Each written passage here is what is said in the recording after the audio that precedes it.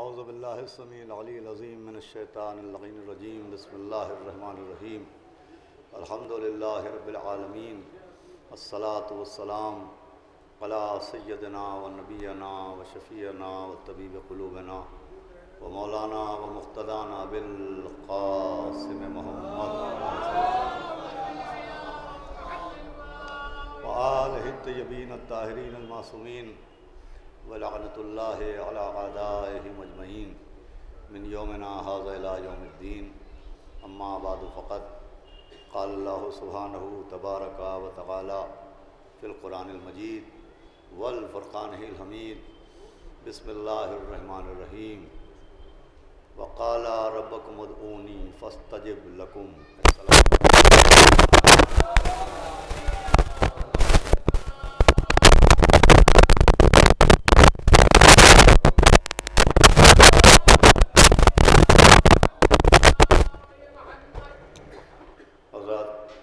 نہایت میرے لیے یہ شرف و سعادت کی بات ہے کہ اس جشن جناب امیر المومنین امام المتقین غالب کل غالب حضرت مولانا علی بن ابی طالب علیہ السلام میں مسلسل یہ موقع ملتا ہے کہ بارگاہ جناب امیر المومنین میں کچھ کلمات بطور تبرک پیش کیے جائیں.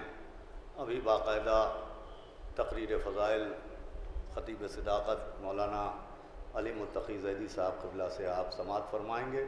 صرف اتمام حجت اور حصول سعادت کے لیے آج کی شب ولادت بھی ہے اور شب دعا بھی ہے، لہٰذا میں نے آپ کے سامنے قرآن مجید کے ایک حکم کو تلاوت کرنے کا شرف حاصل کیا، جس میں بڑی تاکید کے ساتھ خداوند عالم دعا مانگنے کا حکم دے رہا ہے کہ دعا مانگو، اللہ تمہاری دعا کو قبول کرے گا.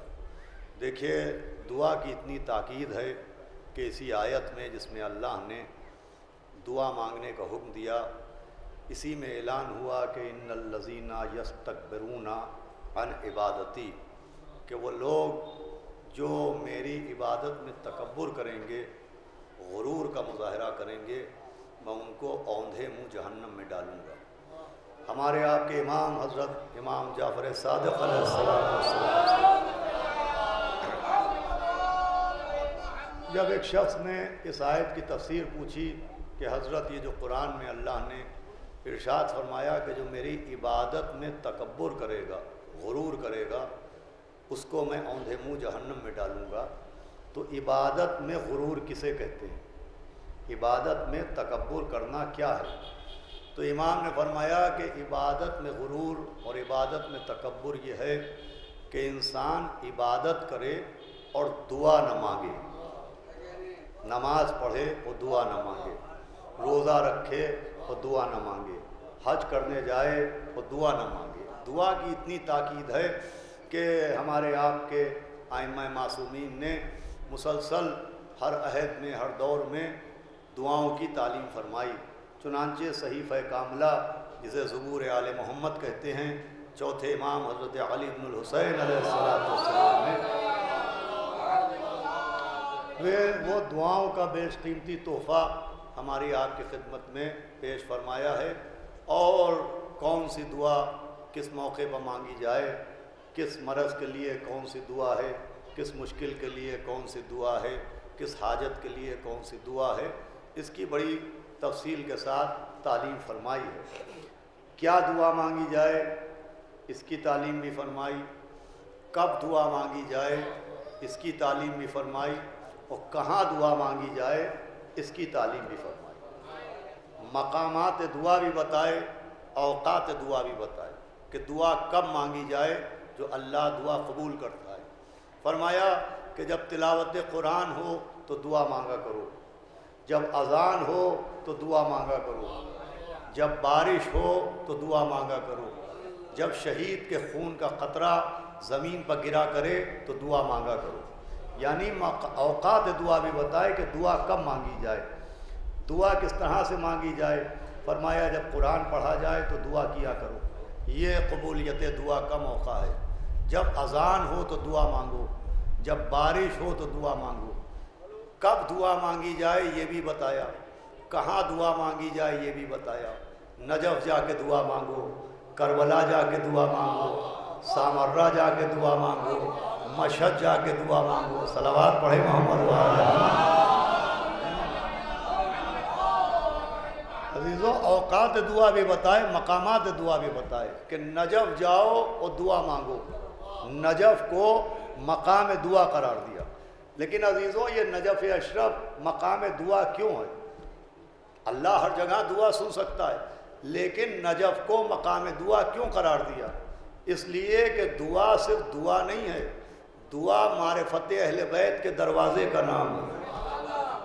کیا سنا آپ نے؟ دعا صرف دعا کا نام نہیں ہے، دعا معرفت اہل بیت کے دروازے کا نام ہے۔ اگر انسان الفاظ دعا پر غور کرے، اگر انسان ذکر دعا پر غور کرے تو دعا دعا نہیں ہے، دعا معرفت اہل بیت کا ذریعہ ہے۔ کہ آل محمد علیہ السلام کے بے شمار احسانات میں ایک احسان ہے کہ انہوں نے اپنے فضائل کے کعبے پر دعاؤں کا غلاف چڑھا دیا۔ صلوات بآواز بلند بھیجے محمد والا۔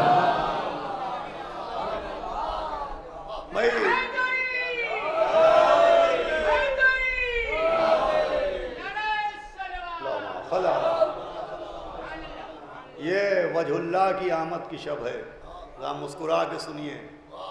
ید اللہ کی آمد ہے، ہاتھ اٹھا کے سنیے۔ لسان اللہ کی آمد ہے، نعرہ صلوات بھیج کے سنیے۔ شب ولادت ہے، کب نصیب ہوتی ہے؟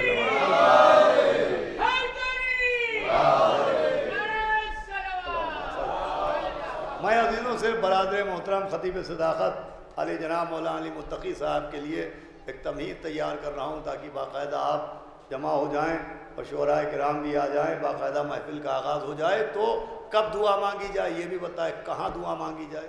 نجف کو مقام دعا بنایا ہے کہ نجف آؤ اور نجف میں دعا مانگو، جیسے مکے کو مقام حج بنایا، جیسے حج کے لیے مکے بلایا گیا، دعا کے لیے نجف بلایا گیا۔ اب یہ حج کے لیے مکے کو کیوں چنا؟ دیکھیے اللہ ہر جگہ یاد آتا ہے، وہ اللہ ہر جگہ یاد کیا جا سکتا ہے، لیکن حج کے لیے مکے کو اس لیے چنا کہ صرف اللہ اپنے کو یاد نہیں کروانا چاہتا، اللہ چاہتا ہے مکے آؤ تاکہ ابراہیم بھی یاد آئے، اسماعیل بھی یاد آئیں، ہاجرہ بھی یاد آئیں۔ حج میں ارکان حج بتا رہے ہیں کہ اللہ صرف اپنے کو یاد کروانا نہیں چاہتا، وہ چاہتا ہے کہ حج کرنے آؤ، مکے آؤ تاکہ ابراہیم کو بھی یاد کرو، اسماعیل کو بھی یاد کرو، ہاجرہ کو بھی یاد کرو۔ اس لیے کہ اللہ ایمان فراموش کو برداشت کر لیتا ہے، احسان فراموش کو برداشت نہیں کرتا۔ ایمان فراموش کو وہ برداشت کر لیتا ہے، احسان فراموش کو وہ برداشت نہیں کیا کرتا ہے۔ جناب ابراہیم اور اسماعیل اور ہاجرہ کا احسان ہے تمام حاجیوں پر، اس لیے کہ جب پہلا حج آغاز ہوا، پہلا حج شروع ہوا تو پہلے حج میں صرف یہ 2 مرد تھے اور ایک بی بی تھی۔ جب پہلا حج شروع ہوا تو پہلا حج کرنے والوں میں 2 مرد تھے، ایک ابراہیم ایک اسماعیل اور ایک خاتون تھی ہاجرہ۔ تو چونکہ حج کی بنیاد ڈالنے والوں میں 2 مرد اور ایک بی بی تھی، لہذا اللہ چاہتا ہے جب تک حج ہوتا رہے، چونکہ بنیاد حج ان 2 مردوں نے اور اس ایک بی بی نے ڈالی ہے، لہذا جب تک حج ہوتا رہے گا ان 2 مردوں کو بھی یاد کرنا پڑے گا، اس ایک بی بی کو بھی یاد کرنا پڑے گا۔ اب جس تاریخ نے لکھا کہ جب حج کی بنیاد پڑی تو 2 مرد موجود تھے، ایک خاتون موجود تھی، اسی تاریخ نے لکھا کہ جب اسی مکے میں پہلی نماز جماعت ہوئی تو 2 مرد موجود تھے، ایک خاتون موجود تھی۔ مردوں میں نبی و علی تھے، خاتون میں ملکۃ العرب ام المومنین جناب خدیجۃ الکبریٰ سلام اللہ علیہا۔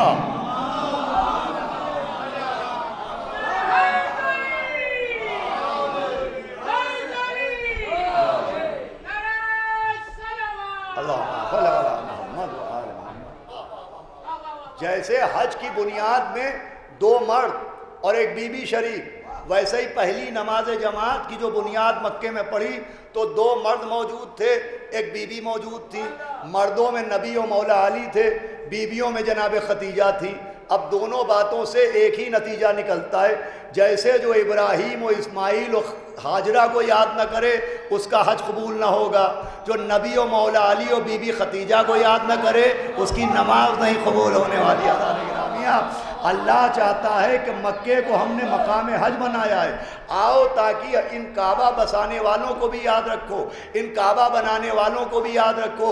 اتنا اللہ چاہتا ہے کہ ان کو یاد رکھو کہ حکم ہے قرآن میں کہ جب نماز پڑھو تو مقام ابراہیم کو مصلی بناؤ، مقام ابراہیم کو مصلی بناؤ۔ یہ مقام ابراہیم کیا ہے؟ کا ایک پتھر ہے جس پر کھڑے ہو کے ابراہیم نے خانہ کعبہ تعمیر کیا تھا، اس پتھر کے اوپر نماز پڑھو، اسے مصلی بناؤ، اس لیے کہ وہ ابراہیم کے پیروں کے نیچے آ گیا، ابراہیم کے قدموں کے نیچے آ گیا۔ جو خلیل اللہ کے قدموں کے نیچے آ گیا وہ مصلی بن گیا۔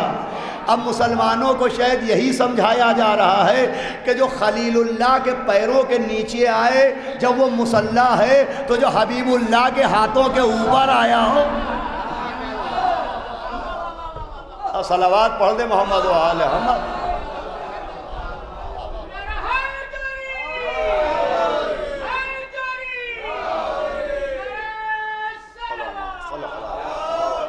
اور فرمایا آپ نے بھائی مکے کو مقام حج بنایا، نجف کو بس اپنی منزل پا رہا ہوں مقام دعا بنایا۔ مکہ ہے مقام حج، حج کے لیے مکے کو چنا، قبولیت دعا کے لیے نجف اشرف کو چنا۔ اب جب حج کے لیے انسان چلا تو کچھ دعائیں تعلیم کی گئیں کہ جب حج کرنے جانا، آئیے مولانا سلطان صاحب آگے نکل رہی ہے، آ جائیے، جگہ تو ہے، آجیے آپ لوگ بھی آ جائیے بھیا، آگے آ جائیے، صلوات پڑھ دیں محمد و آل محمد۔ آج تو جناب عباس کی بارگاہ میں ان کے بابا کا جشن ہو رہا ہے۔ آج جو جتنا آگے رہے گا اس کو اتنا پہلے ادھر سے تبرک ولا ملے گا۔ ایک صلوات بھیجے محمد و آل محمد۔ تو عزیزان گرامی یہ مقام حج ہے مکہ۔ اب حج کی دعائیں ہیں کہ جب حج کے لیے گھر سے نکلو تو یہ دعا پڑھو، جب شہر مکہ میں پہنچو تو یہ دعا پڑھو، جب طواف خانہ کعبہ کرو تو یہ دعا پڑھو۔ اسی طرح سے زائرین کرام بھی بیٹھے ہیں، میں آپ کی سماعتوں پر بھروسہ کرتے ہوئے عرض کر رہا ہوں، اسی طرح سے نجف اشرف کی بھی دعائیں ہیں کہ جب گھر سے نجف کے لیے نکلو تو یہ دعا پڑھو، شہر نجف کے دروازے پر پہنچو تو یہ دعا پڑھو، شہر نجف کے دروازے سے آگے بڑھو تو یہ دعا پڑھو، جب حرم کے دروازے پر پہنچو تو یہ دعا پڑھو، اس کے بعد جب گنبد پر نظر پڑے تو یہ دعا پڑھو۔ اب یہ کوئی روایت نہیں ہے جسے مجہول کہہ دیا جائے، کوئی حدیث نہیں ہے جسے ضعیف کہہ دیا جائے، کوئی واقعہ نہیں جسے اختلافی کہہ دیا جائے، اسے شیخ عباس قمی نے مفاتیح الجنان میں درج کیا ہے، جو دعاؤں کی سب سے معتبر کتاب مانی جاتی ہے کہ جیسے ہی مولائے کائنات کے گنبد پر نظر پڑھے تو یہ دعا پڑھو کہ اللہم انا ھذا حرما حرموں کا و مقامہ مقاموں کا، اے اللہ یہ حرم تیرا حرم ہے، یہ مقام تیرا مقام ہے۔ اللہ بھائی نجف اشرف بلا کے کیا سمجھایا جا رہا ہے؟ اللہم انا ھذا حرما حرموں کا و مقامہ مقاموں کا۔ ہم کہاں گئے ہیں؟ یہ خانہ کعبہ کی دعا نہیں ہے، یہ نجف اشرف کی دعا ہے۔ اے اللہ یہ حرم تیرا حرم ہے، یہ مقام تیرا مقام ہے۔ لوگ کہتے ہیں صاحب آپ علی کو اللہ سے ملاتے ہیں، ارے ہم علی کو اللہ سے نہیں ملاتے، اللہ دعا کے ہاتھوں سے نجف کو کعبہ بناتا ہے۔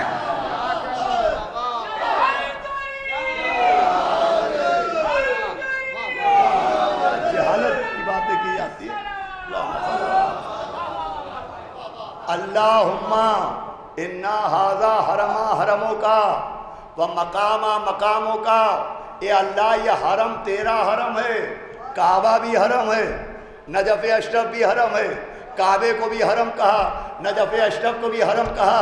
کہا صاحب نجف حرم کیسے ہو جائے گا؟ اسے ابراہیم نے بنایا نہیں، اسے ابراہیم نے اپنے ہاتھوں سے دیواریں اٹھائی نہیں، چھت ڈالی نہیں، ابراہیم نے نجف اشرف کو بنایا نہیں، وہ کعبہ کیسے ہو جائے گا؟ تو احمقوں کی سمجھ میں آج تک یہ آیا ہی نہیں۔ ارے کعبہ ابراہیم کے بنانے کی وجہ سے کعبہ نہیں ہوا ہے، 13 رجب کو علی کے آنے کی وجہ سے کعبہ ہوا ہے۔ کعبہ مولد علی ہونے کی وجہ سے حرم ہے، نجف مدفن علی ہونے کی وجہ سے حرم۔ صلوات پڑھے محمد والا۔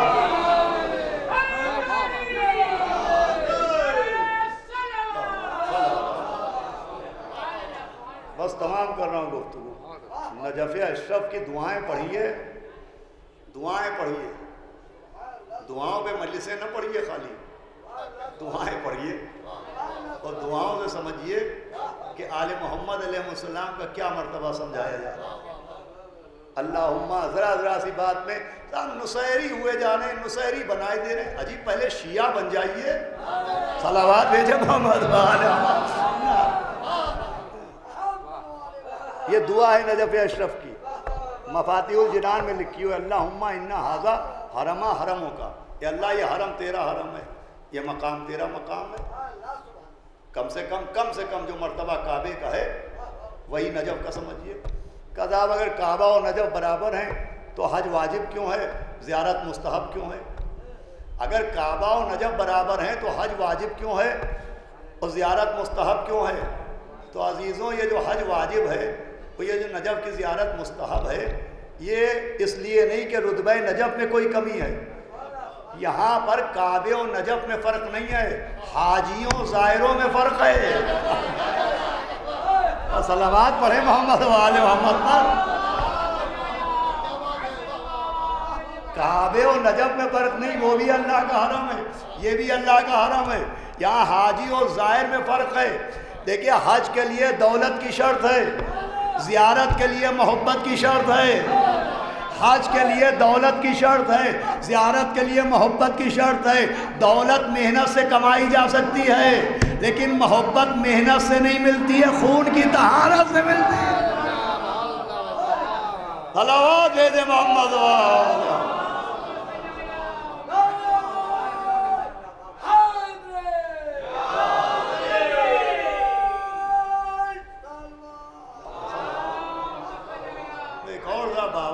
صلوات پڑھیں محمد والا۔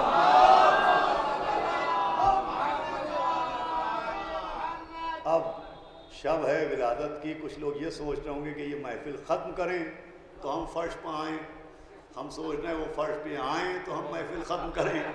صلوات بھیجے محمد والا۔ اب دیکھیں کس کی جیت ہوتی ہے۔ بہرحال مولا شفا دے ان لوگوں کو کہ جو بیٹھ نہیں سکتے فرش کے اوپر، کرسیوں بیٹھے ہیں، یقیناً کوئی مجبوری ہوگی۔ ایسی بات ہے آج کل امراض اور پیر کی تکلیف عام ہو چکی ہے۔ بہرحال یہاں تک تشریف لائے ہیں مولا کی محبت میں تو تھوڑی دیر میں فرش پہ بھی آ جائیں گے۔ نجف اور کعبے میں فرق نہیں ہے عزیزوں، بس یہ ہے کہ زیارت کے لیے طہارت کی شرط ہے۔ اتنی شرط ہے کہ وہ دور ہارون کا دور کہ جس دور میں ابھی مولا کائنات کی قبر کو شہرت نہیں دی گئی تھی، سب کو نہیں بتایا گیا تھا کہ یہاں مولود کعبہ کا روضہ ہے، یہاں مولا علی دفن ہے، سب کو نہیں پتا تھا۔ ائمہ معصومین نے کچھ خاص لوگوں کو بتایا تھا، کچھ خاص جاننے والے جانتے تھے کہ یہ نجف اشرف ہے، یہ مولا علی کی قبر مطہر ہے، سب کو نہیں پتا تھا۔ ہارون ایک دن اپنے شکاری کتے لے کے نکلا شکار کرنے کے لیے اور نجف اشرف پہنچ گیا۔ اس نے دیکھا کہ ہرنوں کا غول اس میدان میں چل رہا ہے، تو اس نے اپنے شکاری جانور ان کے پیچھے چھوڑے، تو اس نے دیکھا کہ وہ ہرن ایک بلندی پر جا کے بیٹھ گئے بڑے سکون و اطمینان سے، مگر اس کے شکاری کتے وہاں نہیں جا رہے ہیں، وہ مار رہا ہے مگر نہیں جا رہے ہیں، وہ چیخ رہا ہے مگر نہیں جا رہے ہیں۔ تو ہارون نے جھنجلا سے ایک بزرگ سے پوچھا جھنجلا کے کہ یہ کتے وہاں کیوں نہیں جاتے؟ تو مسکرا کے کہا وہاں علی ہیں، کتے وہاں نہیں جاتے۔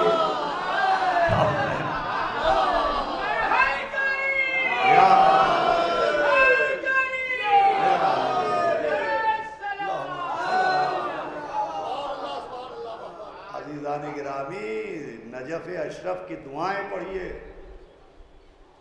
تو عظمت جناب امیر کا شاید کچھ اندازہ ہو جائے۔ یہ غلو کی آوازیں، یہ نصیریت کی صدائیں اور یہ فضائل میں حد سے تجاوز کی شکایتیں نہ کی جائیں۔ یہ ماہ رجب ہے، سنیے بس میں تمام کر رہا ہوں۔ یہ جو دعا تھی میں نے سنائی آپ کو، یہ نجف اشرف کی زیارت کی دعا ہے۔ اب ماہ رجب کی دعا سن لیجئے، یہ ماہ رجب ہے نا، بہت دعاؤں کی دعائیاں دی جاتی ہیں۔ ماہ رجب میں خاص دعا ہے جو ہمارے آپ کے آخری امام حضرت حجت ابن الحسن عسکری علیہ السلام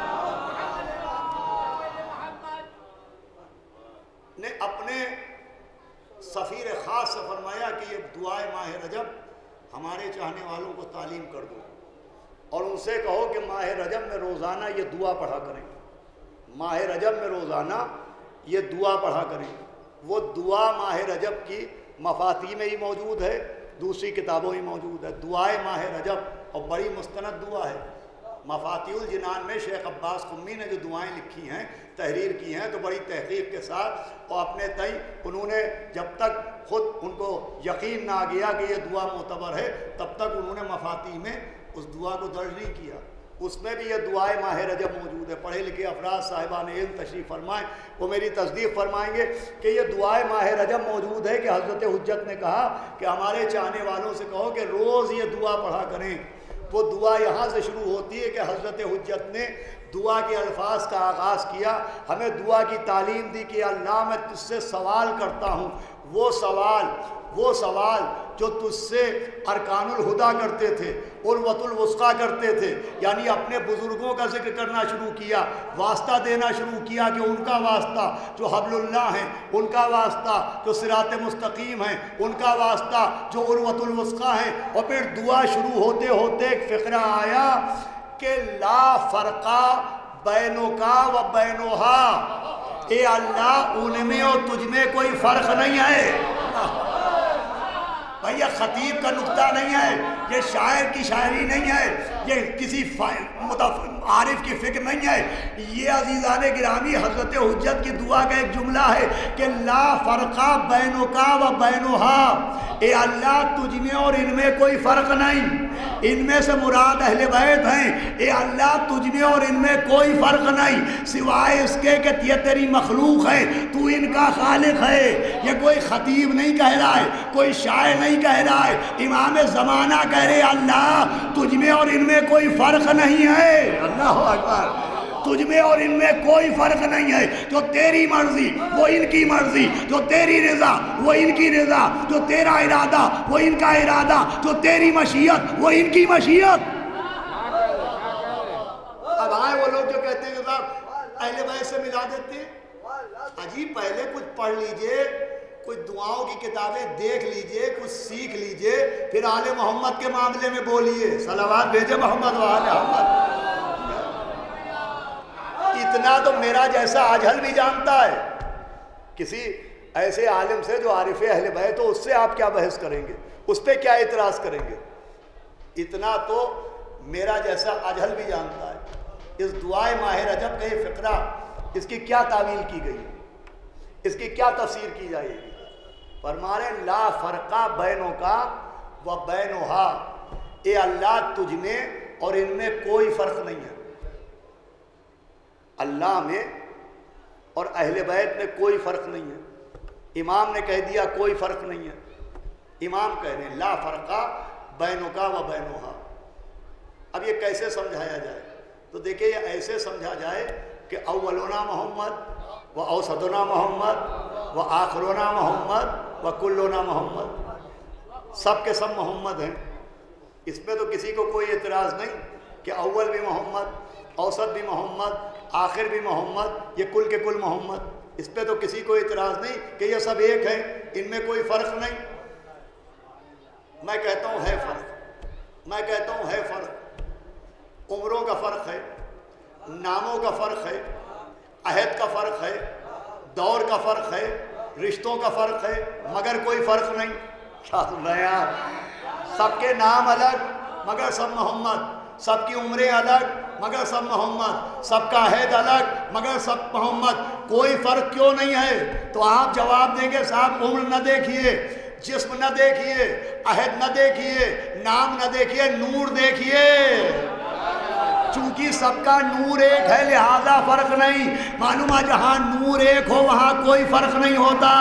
تو جیسے نبی و علی کا نور ایک، مولا علی و مولا حسن کا نور ایک، حسن و حسین کا نور ایک، لا فرقہ بینہا و بینکا و بینہا، اے اللہ ان میں تجھ میں کوئی فرق نہیں، اس لیے کہ خدا کے نور سے پیدا ہوئے پانچوں تا۔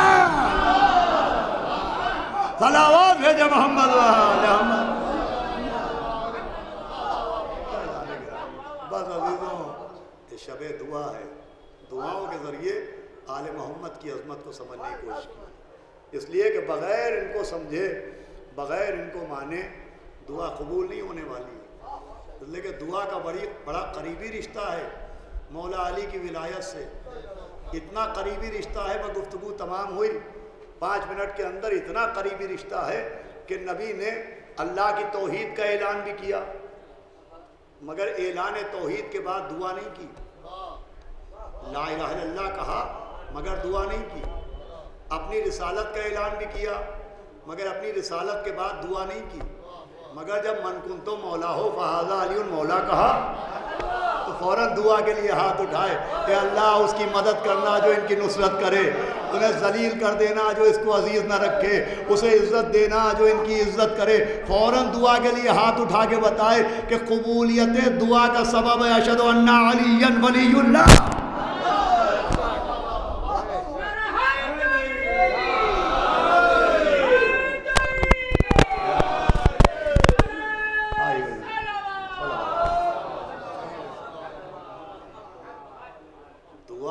شرط ہے اقرار ولایت جناب امیر المومنین۔ فوراً نبی نے دعا کی کہ پالنے والے اسے دوست رکھنا جو ان کو دوست رکھے، اسے دشمن رکھنا جو ان کو دشمن رکھے، اسے عزت دینا جو ان کو عزیز کرے، اسے ذلیل و رسوا کر دینا جو ان کی شان میں گستاخیاں کرے۔ فوراً دعا کی۔ اچھا نبی نے کی دعا، حارث آ گیا، اس نے کہا اگر انہیں اللہ نے بنایا ہے تو آسمان سے میرے اوپر پتھر گر جائے۔ نبی نے کی تھی دعا اور دشمن علی نے کی اپنے لیے بد دعا، جیسے ہی بد دعا کی ویسے ہی عذاب آ گیا۔ ہم وہیں سے سمجھے کہ جب دشمن علی کی بد دعا رد نہیں ہوتی تو محبان علی کی دعا کہاں؟ صلوات پڑھے محمد و آل محمد۔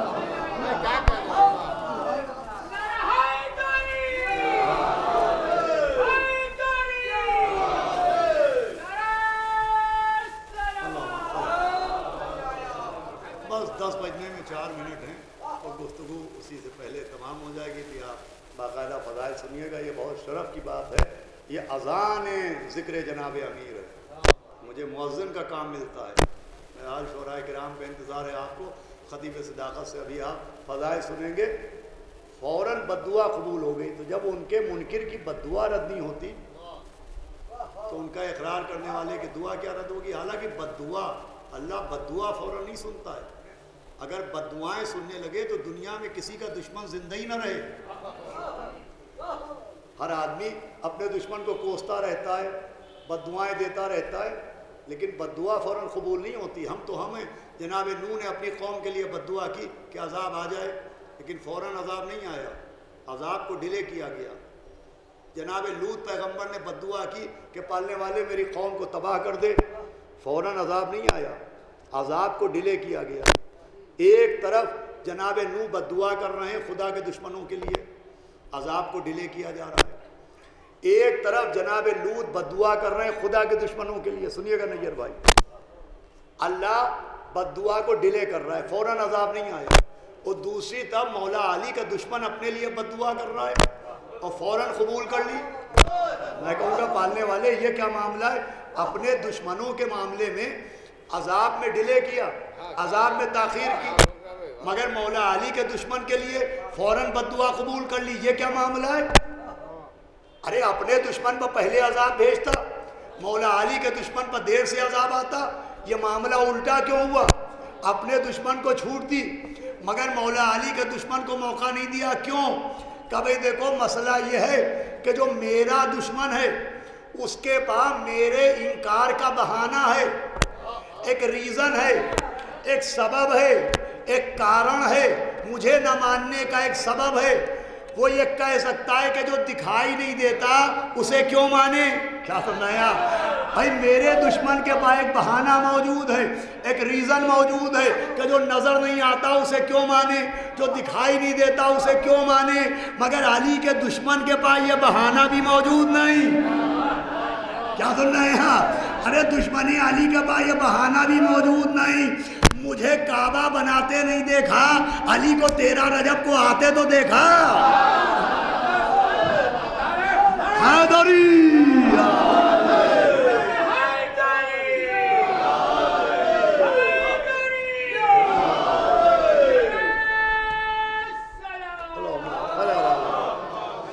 بھائی مجھے سورج بناتے نہیں دیکھا، علی کو پلٹاتے تو دیکھا۔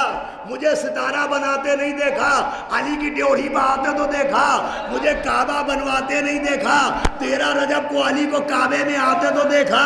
تو میرا انکار اندیکھے کا انکار ہے، علی کا انکار 1.25 لاکھ کے مجمع کے دیکھے گا۔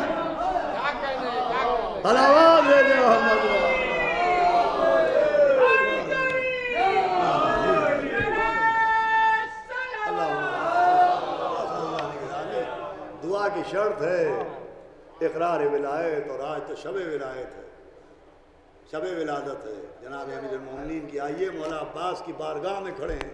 اے آقا عباس، ہم آپ کو مبارکباد دینے آئے ہیں۔ آپ کے بابا مشکل کشا اس دنیا میں اس شان سے تشریف لائے کہ انہوں نے اللہ کے گھر کو آباد کر دیا۔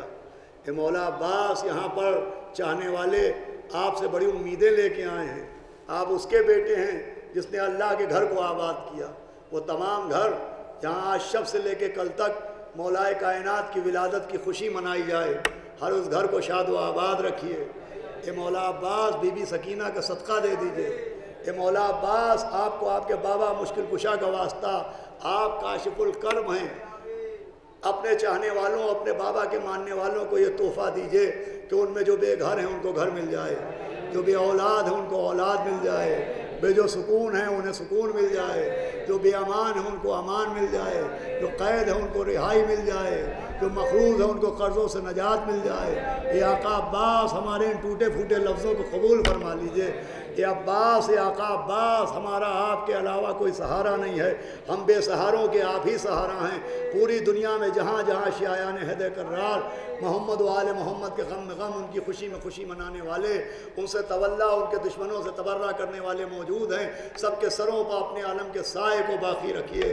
اور پالنے والے، تجھے تیرے نائب کا واسطہ، تجھے تیرے خلیفہ بلا فصل کا واسطہ، تجھے اس کا واسطہ کہ جس نے پیکر بشری میں آ کے تیری عظمت سمجھائی ہے، جو تیری صفات کا مظہر ہے۔